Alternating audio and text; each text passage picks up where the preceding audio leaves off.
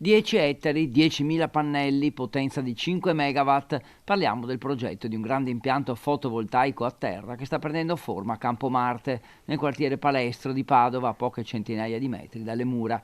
I lavori sono già partiti su un'area di proprietà della rete ferroviaria italiana. I residenti hanno fatto una ricerca e questo dovrebbe essere l'impianto nel tessuto urbano più grande d'Europa.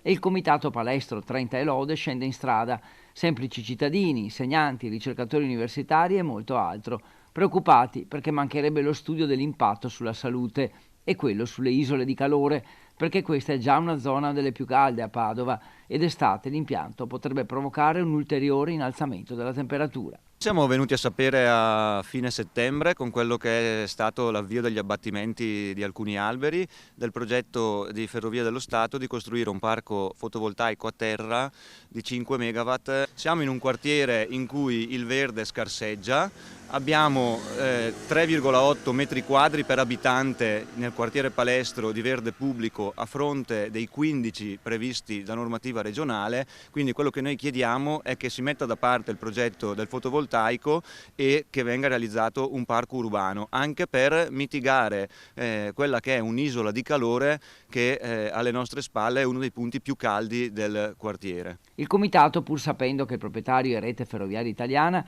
chiede al comune di rispondere, di dare certezze e di prendersi la responsabilità di uno studio sulla salute. Come mai sono iniziati i lavori prima della effettiva esecutività dell'opera?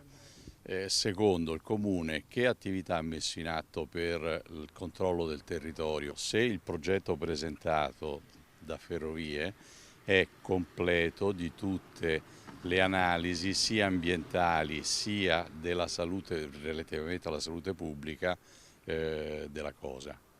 Il Comune, già poste queste domande 20 giorni fa con mail, non ha mai dato risposta. Vorremmo che il Comune valutasse l'impatto effettivo dell'impianto. Ora i residenti sono pronti a fare di tutto per fermare l'opera, si rivolgeranno agli avvocati e a suon di carte bollate proveranno a far interrompere i lavori.